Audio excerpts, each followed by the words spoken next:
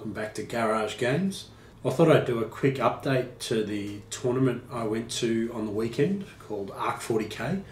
It's the biggest tournament in Australia.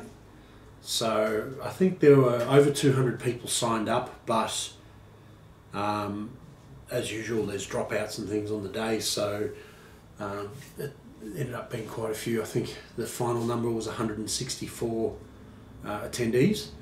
So it goes over 2 days, it's 6 rounds. If you've seen the previous video, then I took the 1000 Suns, 1350 points. It's not what you'd call a competitive tournament. It's more designed for hobby and community and things like that. So big focus on sportsmanship and painting scores and army theme and things like that. But that being aside, I think it's important for players to attend ARC because it really sort of includes you in the community, and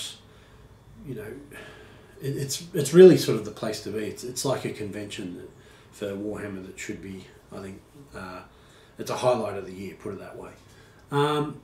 So we tried to take some footage on the day of in between rounds. We did get a bit of footage, but there were a couple of problems. So firstly, because of the venue, it's a government building. It's a very large hall, but because it's a government building, you can't film inside, so we couldn't get footage of the games or just the tournament in general, which was a shame. We did take some outside footage between rounds, just kind of running through how we went and things like that. But it's in a relatively busy part of the city, and it was a windy day, so we had a lot of noise interference, and just the footage wasn't great. So maybe at some stage I'll grab some of the guys that played and the other Garage Games guys, Shane and Brenton, and we can have a talk about how we went. But just as a sort of overall summary, our group of guys, we did quite well. I think it's hard to say sort of win-loss in the games because they're points-based. There's no actual declaration of winner, but if you had a winner, it'd be whoever got the most points. In that case, I think I had 4 wins and 2 losses, but my losses were generally very good. So overall, out of the 164 players, I ended up 27th. But like I said, because it's a pretty, I guess, multifaceted tournament with painting competitions, and that weighs quite heavily into your final score and sportsmanship and things like that. Players who can win all 6 games hands down can still be penalised quite a bit by the army they take, or whether they sort of didn't have good matchups with the players on a personal level and things like that. So winning the games really it's really more a yardstick for where you might be sitting, more than you're going to hit the top 10 just because you won the games. But it certainly matters. So I think typically, if you're going to hit top 10, you'd probably have to at least win 4, and if not 5 or 6. But my army's painted by me, and I'm not winning golden demons in a hurry. So I'll score kind of what I score, but I go to ARC because I like to be there, not because I think I'm going to walk away with a trophy. That being said, I think a couple of the guys we went as a group with, they won some sportsmanship awards, and that was really good. And generally, everyone was quite good to play with. I didn't see any fights or anything, which is good. I think of my games, all of the missions, just to, I guess, clarify, all of the missions are specific to the tournament, so there's always a little quirk associated with them.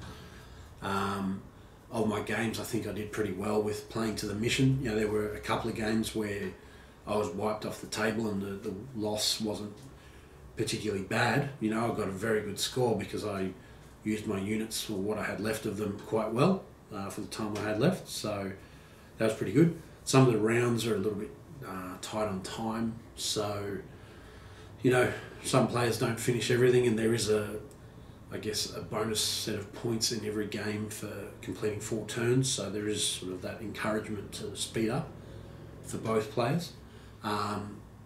So you certainly wouldn't want to be stuck against someone slow playing, because it'll drop your score too.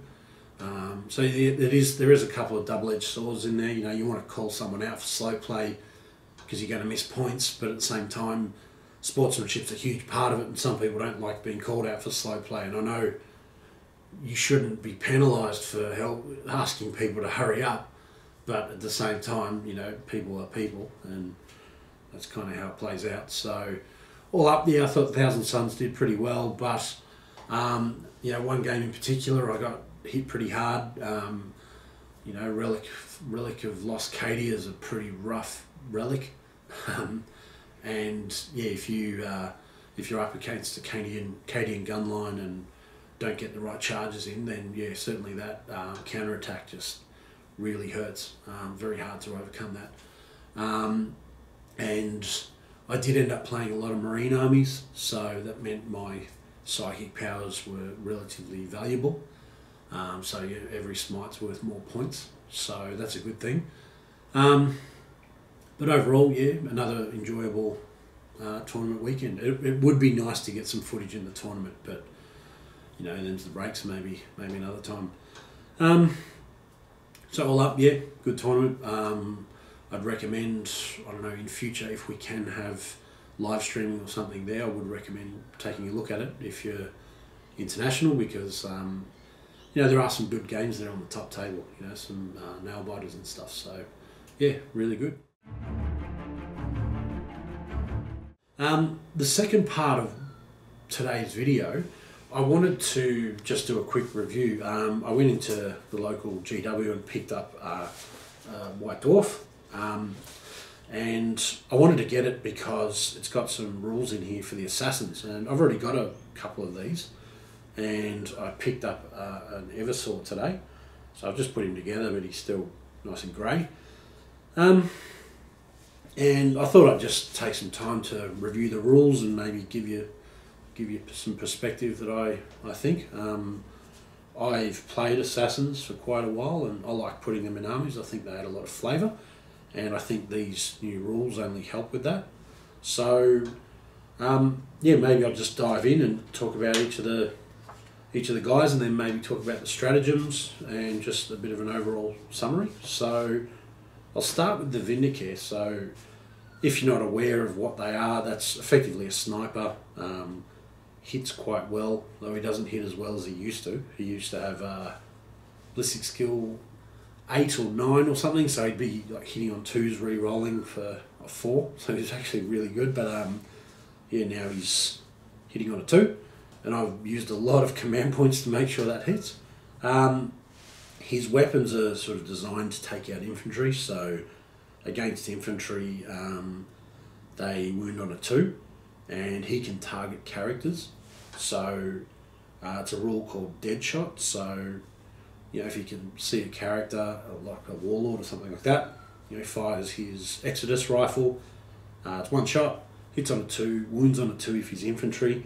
And a great thing about it, it's AP -3, D3 damage, and ignores invulnerable saves. So generally you're going to be doing some damage. And part of the dead shot rule is when you roll to wound, if you roll a 6, it does D6 damage instead of D3, which is pretty powerful. So I guess a quick caveat, all the assassins now cost 85 points. The Vindicates in the index used to cost 90, but chapter approved brought him down to 80. But I guess I'll explain a little later why 85 is not too bad in the context of the other ones, or the other assassins. A rule that's been added to him in this, I guess, new set of rules is one called Faultless Aim, which means when he doesn't move, he always hits on a 2. So that sort of says, you know, all these little debuffs or whatever someone might have, he can ignore them. That's pretty cool. Can't say I've ever really come up against a lot of that when I'm using the Vindicare, but you know, I can see how that'd help. It's a nice little addition. The one that really gets him over the line, though, this new rule, is headshot. So I'll just read it out. After this model has made an attack with a ranged weapon, roll a d6. If a model suffered damage from that attack but has not been slain, on a 3-up, that model suffers 1 mortal wound, and if the model is not slain, you can roll 1 more d6. This time, that model suffers 1 mortal wound on a 4-up. Keep rolling 1d6, increase the result to cause a mortal wound by 1 each time until the model being rolled for is slain or the roll is failed. So prior to this, that rule just didn't exist, and you'd be hitting on 2s, wounding on 2s, and doing d3 damage typically, and they wouldn't save it. Now, I'd say, if you get a Astra Militarum character in your sights, they're probably dead. They're not going to save because they generally don't have better than a 4-up armor save. And you're probably going to get this headshot at least 1 wound off on a 3-up, for the first one. And I think a lot of the Astra Militarum characters only have 4 wounds, so that's pretty solid. Even Space Marine captains, 5 wounds, so you could take them out pretty easily in 1 turn. That's a very good rule. Spy mask, so enemy models don't get cover against his shots, so just another bonus. And the stealth suit, so what the stealth suit does is, instead of getting a cover save, because he's only got a 6-up armor save, but all assassins have a 4-up invulnerable, his stealth suit means that when you're shooting at him with a ranged attack and he's in cover, you subtract 1 to hit in all cases, but if he's in cover, you subtract 2 to hit. So not only does he have, character rule, so he's hard to target anyway, but if you're shooting at him, you're going to have a pretty tough time. I think the real reliable way to take him out is hit him with another Vindicates Assassin, so they won't get minus to hit. I think things like I can't remember the name, the Eldar, the guys that fire heavy weapons, they always hit on a 3, whatever their names are. They're probably not going to be able to hit him anyway because of the character rule, so that kind of helps. But I have lost him before pretty heavily without thinking to, I think it was a Wraith Fighter or something like that. It just flew straight over him and hit him with the auto hit flamers and took him out instantly, so got to watch out for that.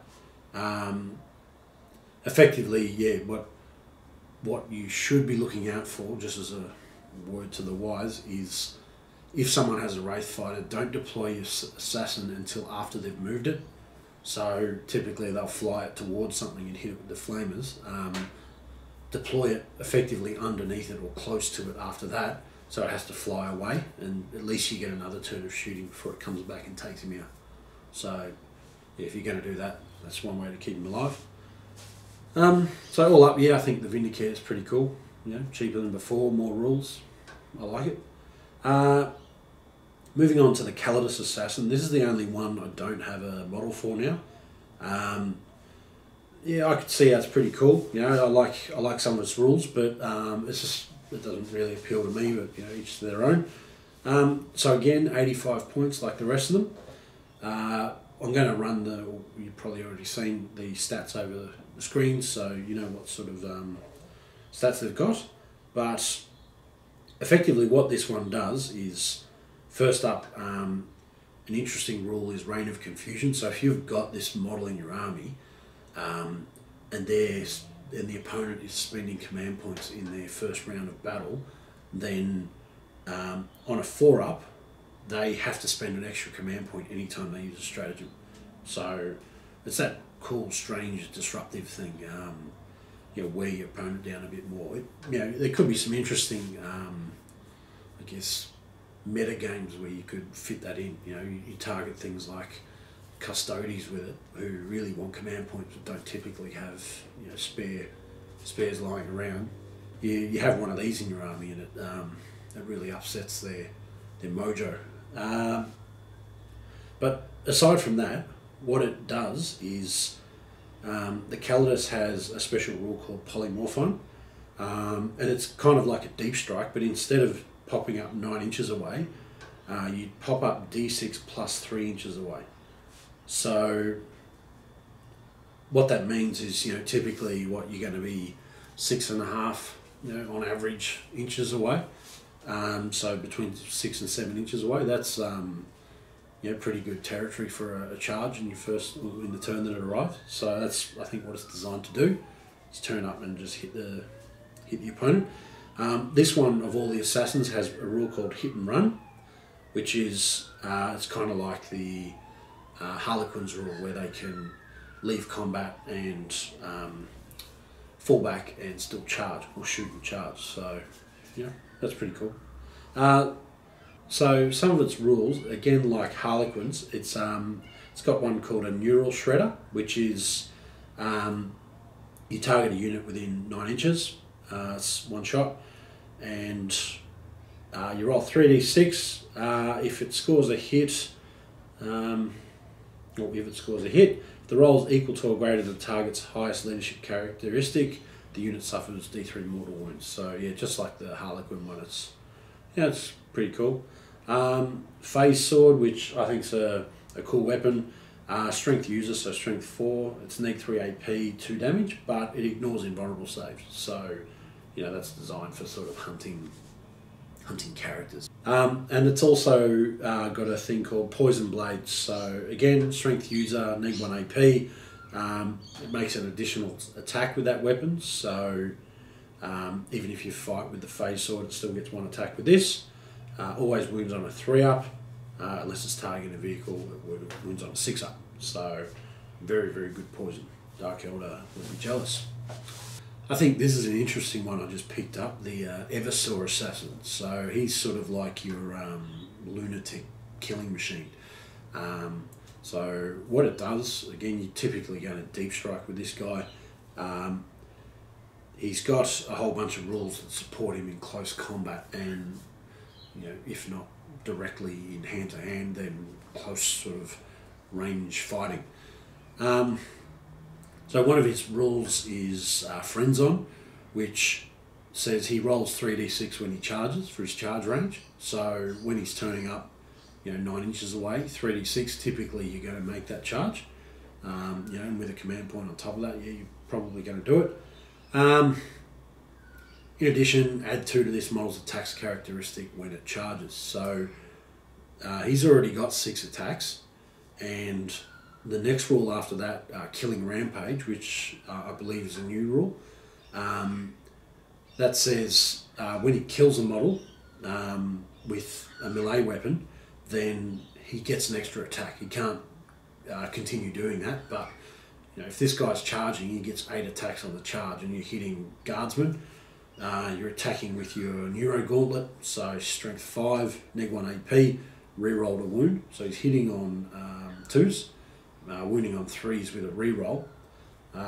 He's probably going to take out quite a few guardsmen, and every time he kills one, he gets another attack. That's pretty savage.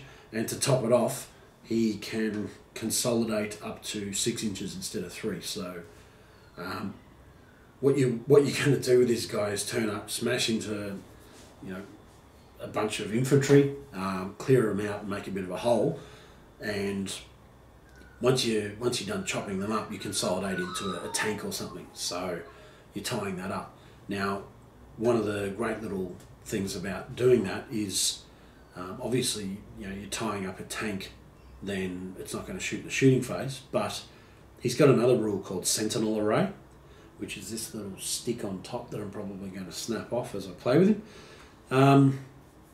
Each time an enemy falls back that was within 1 inch of him, he can make a shooting attack. So he's got a thing called an Executioner pistol, 12-inch range, it shoots 4 times, strength 4, neg 1 AP, and you can reroll wounds against infantry, so it's designed to shred up the infantry. So if you've got an infantry unit leaving combat with him, he takes out a few more.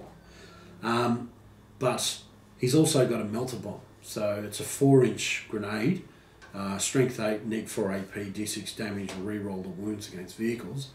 You clear out an infantry unit and then consolidate 6 inches and tag a Lehman Russ or a Wyvern or a Basilisk or a Rhino or whatever, if that thing leaves combat, which very likely to do because it wants to shoot eventually, then you get a free melter bomb shot at it, which is probably going to blow a nice little chunk out of it. So, cool little rule.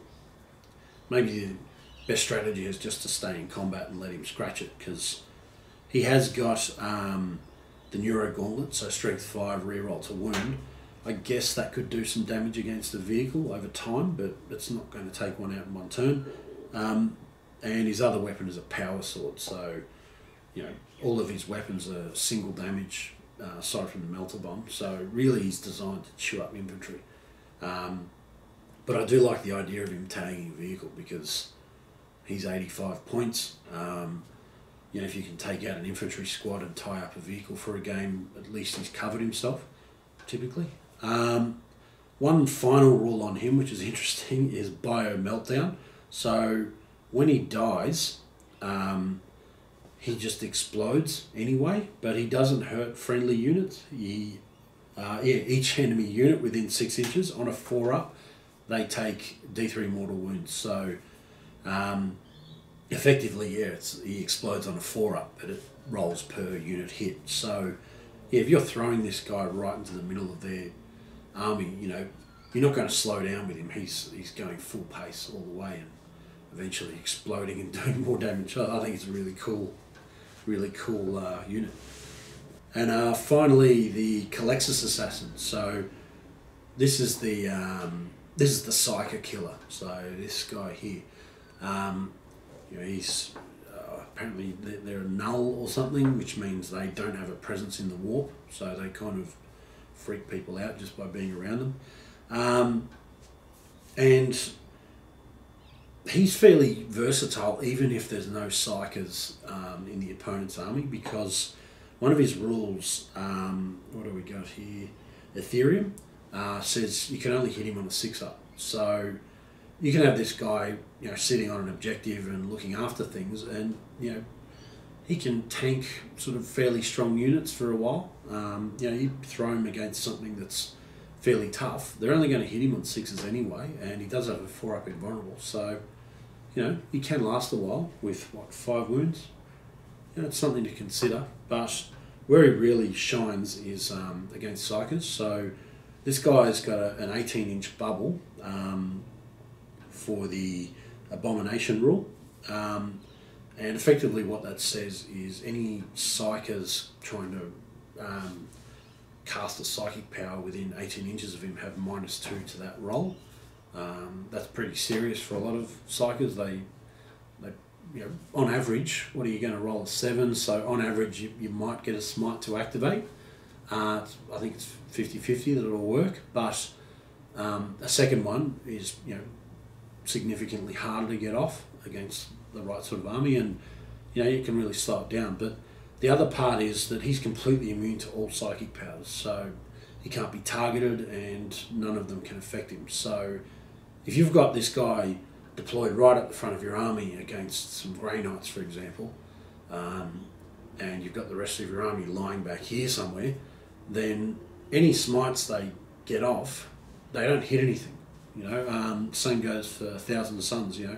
They're all up on the other end of the table hoping to do damage, and they can't get anything past this guy. So these are some pretty they can't get it past him if it's target the closest unit, which Smite does. So he's a good little shield for that sort of thing.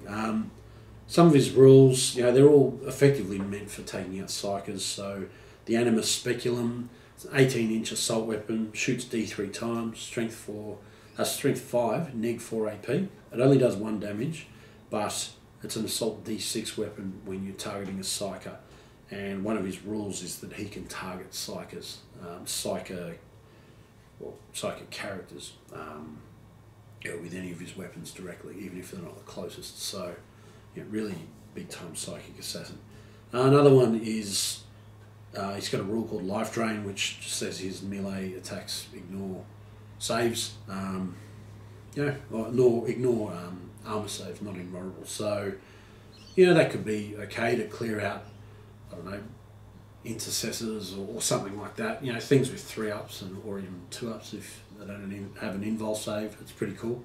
And another weapon he's got is the Psych Out Grenade, which 6-inch grenade, shoots D3 times. It's only strength 2, but if you're targeting a Psyker or a Demon, then any 6s, what do we got, to hit, do a mortal wound. So it ignores the damage for that hit, but it just does an outright mortal wound. So again, it's meant for taking out Psykers. So I'm going to get on to some rules now, I guess stratagems and things for the overall group, and we can talk how this sort of all mixes together. Right, so like I said, all of the models are now 85 points each, and the reason that matters is there's a new stratagem called Operative Requisition Sanctioned, and what that says is that if you've got the Imperium keyword on your Warlord, then for 1 command point you can effectively select one of these assassins and put it into your army. But you have to have 85 points kept aside in reinforcements. So the reason they're all 85 now is because they're interchangeable. So rather than spending a command point in your list for an auxiliary elite's choice as a separate detachment, you save this, or save that command point, leave 85 points in reinforcements, and you can just choose whichever one makes most sense for the opponent you're against. So I think that's a really cool rule. You know, I'll be bringing 3 of these to different tournaments as I go along and just have it 85 points sitting around. You know, if I'm up against Thousand Suns or Grey Knights, Calexis is coming straight out and up in front. Or I guess the real question is, you know, who's better against Guard, a Vindicator to take out characters, or an Eversaw to clear out hordes? I don't know, it really depends on the army I'm playing with, but you know, there's nothing stopping you from also having a Vindicator in the list too. But yeah, I think that's a really clever rule. It sort of gives you that great flexibility. Another one that I found was really cool, you know, excellent flavour, is Priority Threat Neutralized, which it costs the command point, but what it does is when one of your characters kills, one of your assassins kills an enemy character, you spend this command point and you just gain 2 back. If it's their Warlord, you gain 3. So I guess, you know, I like that one because it, you know, the name sort of says it all, Priority Threat Neutralized. It feels like, you know, they've turned up with a mission and they've achieved it. You need to keep a command point aside to tag that one, and I think you can only do it once per enemy character model slain. So I guess they've included that for non-match play, because how would you use this stratagem more than once in the same phase otherwise? You know, just at a guess. So those are the 2 stratagems that are just general for all of the assassins, and then there's 2 stratagems for each of the assassins directly. So the 2 for the Vindicate, one's called Double Kill, 1 command point, and what it does is when you shoot with the Vindicate, you get to have another shot, but you can only shoot at another target. So that could be a pretty powerful rule if you've got an opportune turn, like when you've just turned up from Deep Strike. And it's not called Deep Strike though, it's called, I think it's Independent Operative, I don't know, something like that, but we know it. We know what Deep Strike means. The only downside being that when you've turned up, you're hitting on a 3 because it's a heavy weapon, but you know, on a 3-up you can maybe take out 2 characters in the same turn for 1 command point. Pretty solid. And the other is Turbo Penetrator Round. That sort of goes back to the old Assassin's rule. He had a shot that I think it was like strength 10 or something, and it was good at doing damage to vehicles. This one, effectively, it just does D3 mortal wounds to a vehicle. So for 1 command point, I'm not really sure, unless you've got a vehicle on its last legs. I don't know what that really, it's not going to do an awful lot. Or if you've got a vehicle that's close to being bracketed and you want to chip away at it, you know, that could be that could be useful. But yeah, if you're just using that on a full strength vehicle, then it's probably a better use of command points out there. Onto the Calidus ones.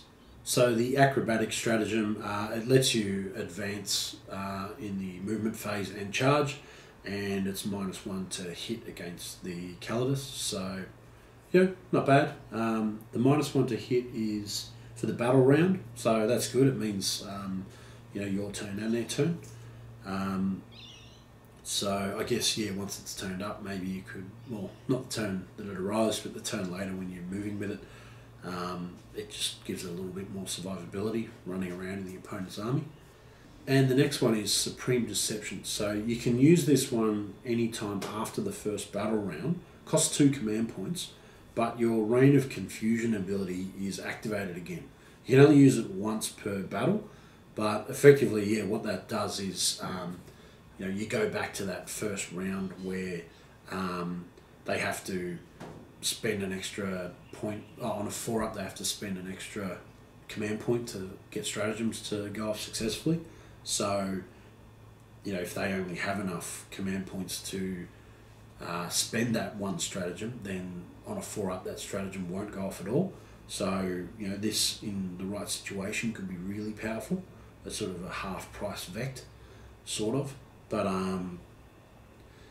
yeah, I don't know. Again, you want to hit command point starved armies for that one. That's where it's really going to shine. So yeah, your custodies and I don't know. Your very elite armies. And the next one is for the Calexis. Is called Soul Horror. So it's 2 command points, and what you do, you use it at the start of the fight phase, and any enemy units within 3 inches of the assassin strike last, even if they charge. So there's a whole range of situations where that could be really powerful. Of course, I think it's neutralized when the opponent has an ability where they always strike first. They cancel each other out. But where you've been hit by some hardcore alpha strike or a huge unit of Custodes bikes or something like that, you pop this for 2 command points and try to chip away a few of those attacks by clearing a unit out, or I don't know, maybe a big unit of orcs or something. You can clean up a few of them before they hit you, so you're dropping the number of attacks. When I first saw this, I didn't really pay a lot of attention to it, and I thought, 2 command points in there. But now, yeah, absolutely, 2 command points, especially because it's a radius. It's not just any units in combat with him. So, you have the right sort of units around him, and, that could really be a game-changing stratagem.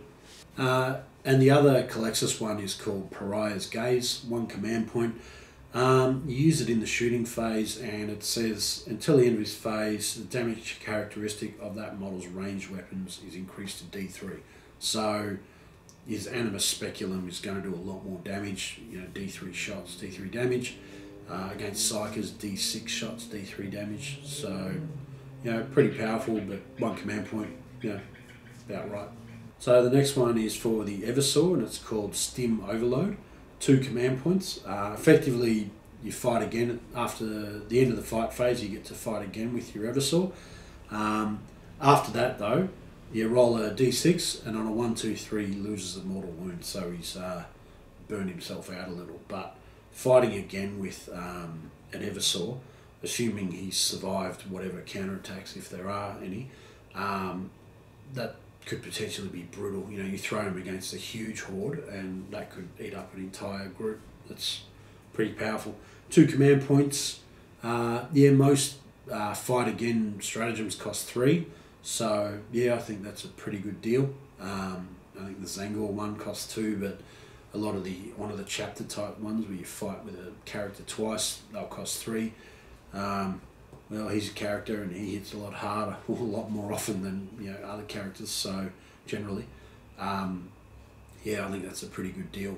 And the last one for the Eversaw is Hypermetabolism.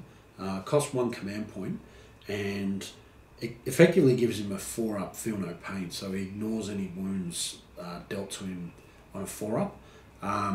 very powerful, but the only downside is you have to use it at the start of any phase. So I guess if you've got an Eversaw in your gun line sitting right in the middle of it, you kind of got to deal with that, because that can be a huge problem. So you're going to be throwing stuff at it, and you throw this stratagem on it, and it's going to help keep him alive. 4 up invul, 4 up ignore the wounds. So not bad. And I guess the downside being, you could spend the command point for nothing and they might not target him. But if they were iffy about targeting him and he could potentially be a threat, and you spend this command point and they decide not to target him, then it's done its job, hasn't it? It's prevented 100% damage. The only downside being you have to kind of have a bit of a guess what your opponent's up to. But generally, if you've got an Eversaw, sitting amongst your tanks or sitting within a Tau gun line, he's going to make short work of a lot of what's in there. So, you really got to do something about that, and this is going to make that job a little harder. I think it's a good stratagem. It's worth 1 command point. Great functionality. Yeah. So I think as a bit of an overall, I like the additional flavour they've put in with these stratagems. I really like the operative requisition sanctioned one, where you can just choose an assassin to come into your army. That really adds the right sort of flavour that these guys needed, I think. Particularly in the index, they were a little bit stale. They did their job, but I think they needed a bit more oomph, and I think this gives it to them. I think the increase in points for a couple of them it's warranted now, because they've got some more rules. I just on a personal level, I think I'd like to see the Vindicates having a better hit roll. So I understand hitting on a 2-up's good, but he used to be a real crack shot. He pretty much always hit, but now 1 in 6 he's missing, and geez, there's been a lot of times where I've spent 3-4 command points in a game just to keep this guy viable. So there is that. But all up, I think great job, GW. You've added some good flavour, and they're models that I like to see on the table, because they're a bit unique and they add a really cool dimension to the game. So well done. And I guess thanks for watching. If you got any comments about the tournament that I played on the weekend, certainly let me know. I think I might even try to organise some time to talk to some of the other players, just to do a post review, because we couldn't really get a lot of footage at the time, and some of the footage was hopeless. So it'd be good to go through a proper recap. But all up, was a really great weekend, so that was good. And if you got any comments around what I've gone into on the Assassins, then certainly let me know. If there's anything you want to tell me about how they should be working, then tell me about that too. But like, subscribe, share, and thanks for watching.